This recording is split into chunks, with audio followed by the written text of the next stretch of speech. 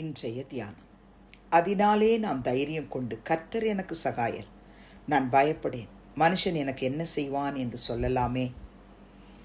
எபிரேயர் 13:6.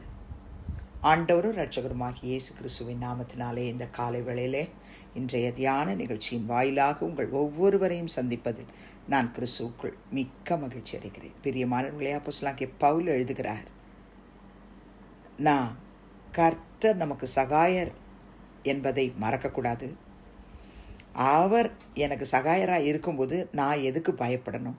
மனுஷன், after all மனுஷன், அவன் எனக்கு என்ன செய்ய முடியும்? கர்த்தர் என்னோடு இருக்கிறார்.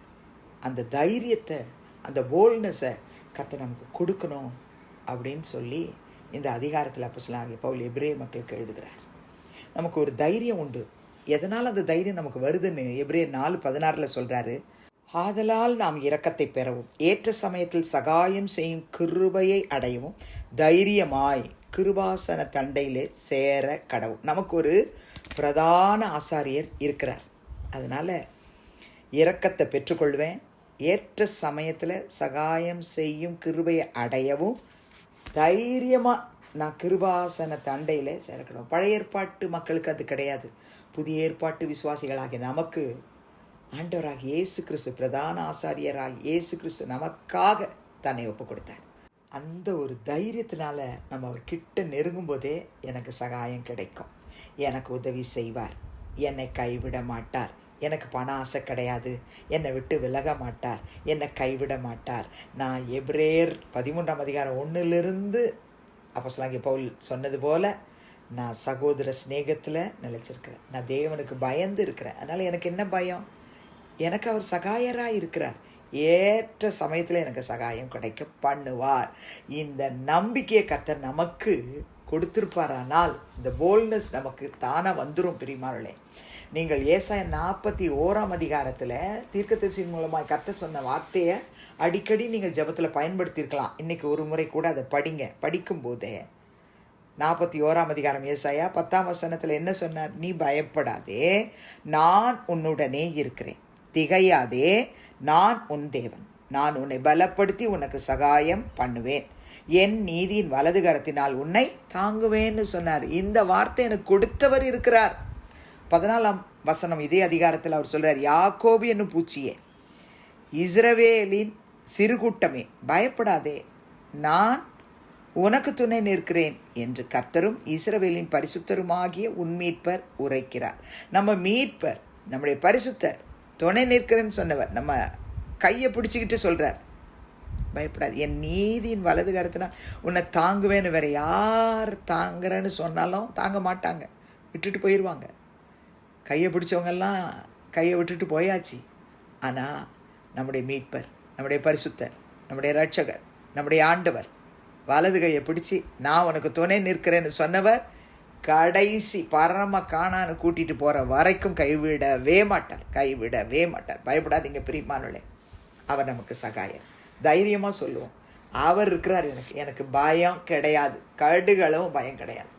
118 சங்கீதம் 6 சங்கீதக்காரராகி தாவீது எழுதுகிறார், கர்த்தரின் பட்சத்தில் இருக்கிறார், நான் பயப்படேன், மனுஷன் எனக்கு என்ன செய்வான்?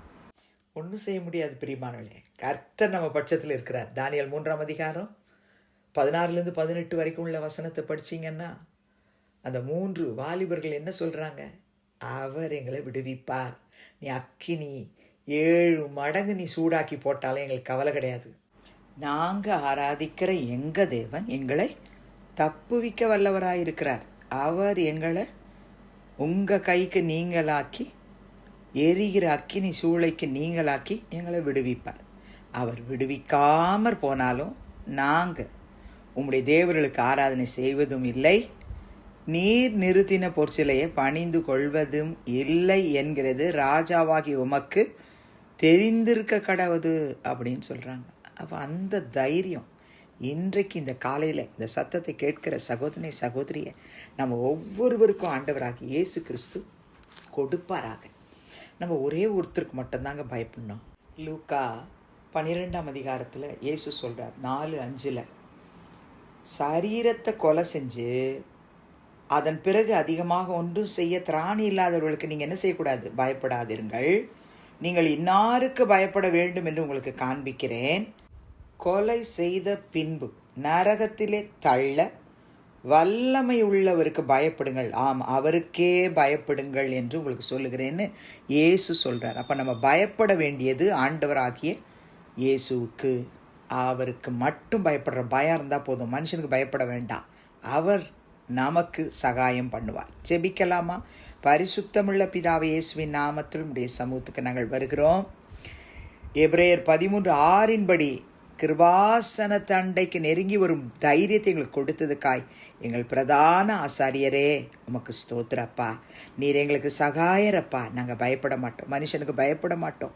உங்கள் நீதியின் வலது கரத்தினால எங்களை தாங்குறீங்க. நான் உனக்கு துணை நிற்கிறேன்னு சொல்லியிருக்கிறீங்க.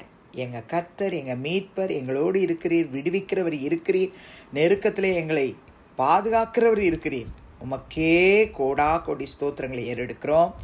துதிகன மகிமையை உமக்கு செலுத்துகிறோம். இயேசுவின் நாமத்தில் பிதாவே, ஆமென். கிறிஸ்துவுக்குள் பிரியமானவர்களே, இந்த நாளிலே கர்த்தர் தாமே உங்களோடு கூட இருப்பாராக, உங்களை ஆசீர்வதிப்பாராக, உங்களை நடத்துவாராக. ஆமென்.